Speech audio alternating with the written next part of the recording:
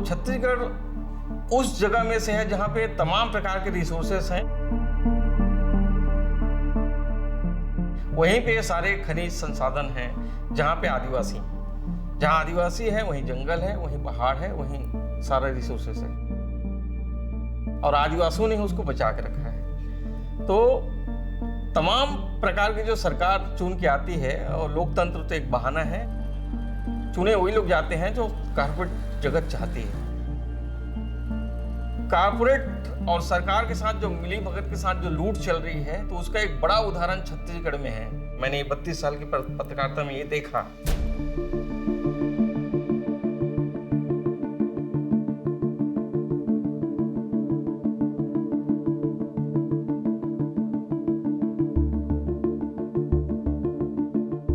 तमाम जो है, जो मुख्य धारा की पत्रकारिता है, उसमें जो है सारे कारपोरेट घरानों का कब्जा है, तो क्यों अपने खिलाफ समाचार चलाने देगी। तो कुल मिला के ये है कि मुख्य धारा की पत्रकारिता में बस्तर और तमाम आदिवासी इलाके, चाहे अंबिकापुर हो, चाहे छत्तीसगढ़ के तमाम वो आदिवासी इलाके हों, उनकी खबरें बिल्कुल नहीं आती है। वहाँ के आंदोलन की खबरें नहीं आती है।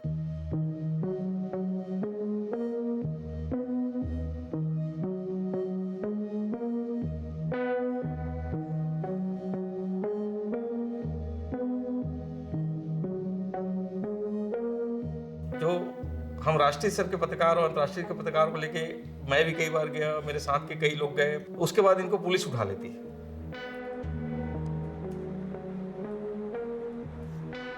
मेरे जैसे आदमी पे कई बार धारे और कई बार मुकदमे कायम हुए। तो सबसे ज्यादा तो केवल छत्तीसगढ़ की ही बात नहीं है, पूरा हमारे देश में पूरा मीडिया की स्थिति ऐसी है कि जो लोकल जो जर्नलिस्ट हैं वही प्रताड़ित होते हैं और वही मेहनत भी करते हैं।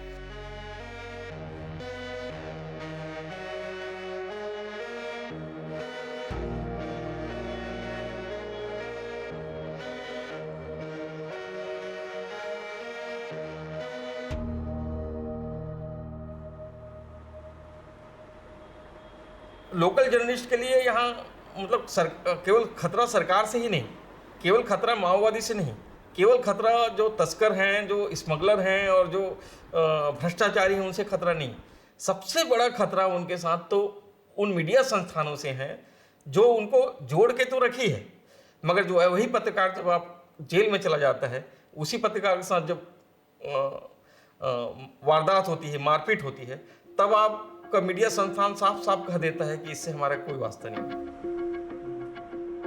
ऐसा मैं खुद भी भुगत हो गई हूँ। पत्रिका में था तो मेरे साथ जब मारपीट हुआ था एक मंत्री के इशारे पे, वन मंत्री के इशारे पे, पत्रिका ने ही मेरे को सब्जेक्ट दिया था कि मैं उस वन मंत्री के खिलाफ खबर करूं। पुल बनाने के लगातार 3 या 4 बार मैंने उसको खबर चलाया, मगर जैसे ही जब विधानसभा सत्र आया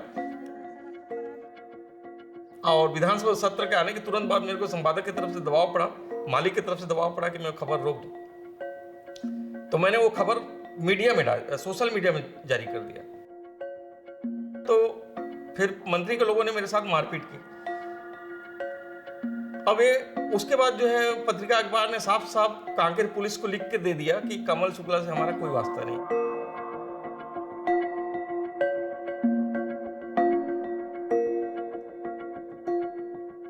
और दुनिया में 2 ही पक्ष होते हैं, एक अन्याय का और एक न्याय का, एक सत्ता का और एक जनता का। तमाम प्रकार की जितनी सत्ता है मैं उन सब के खिलाफ खड़ा हूँ। हमारे देश में आज मीडिया का जो चल रहा है कि रोज जो डिबेट चल रहे हैं वो पूरी तरह से इस स्थिति के लिए आज जिम्मेदार हैं।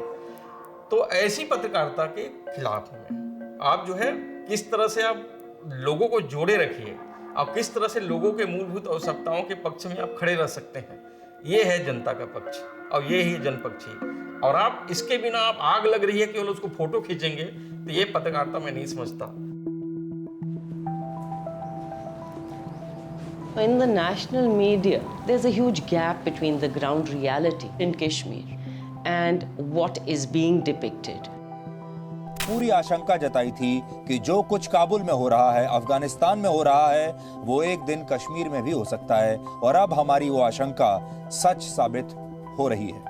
And that has created a certain kind of narrative to demonize Kashmiris.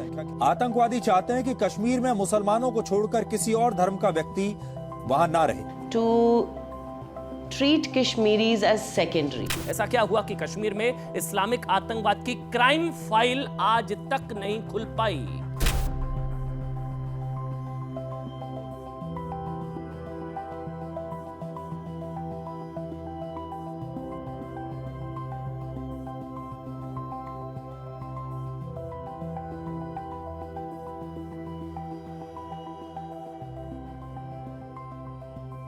It completely froze journalism. Journalists were operating without internet, without telephones. What has changed since 2019 is that we see media is less and less free. It is more controlled.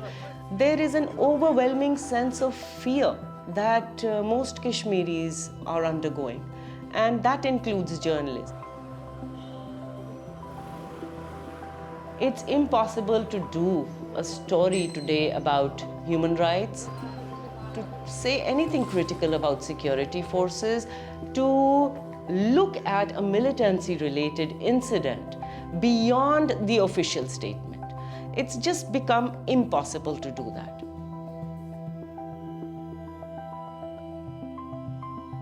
I went to court because the situation was unprecedented. This was violative of fundamental rights. Well, it took another 5 months, but the court verdict was by and large quite good. They fell short of declaring internet as a fundamental right, but it laid down that the government cannot curtail internet for prolonged periods. Now, how it is being implemented is another matter. Plus, it leaves a little ambiguity about what the prolonged period means.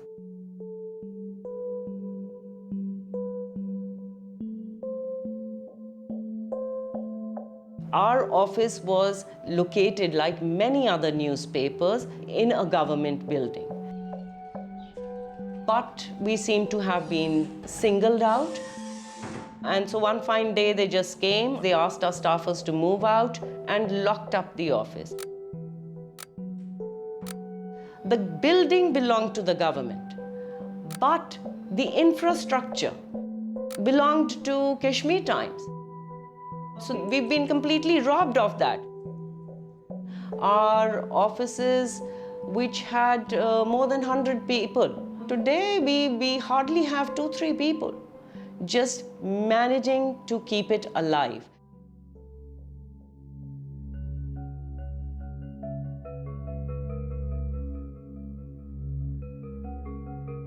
The local journalists are undergoing a huge crisis. There is the gun of the militants. There are sometimes mobs that go out of control and start some kind of a moral policing. And you have a state trying to completely control media, summoning journalists to police stations for any little uncomfortable story. Some of them are arrested, sometimes for prolonged periods.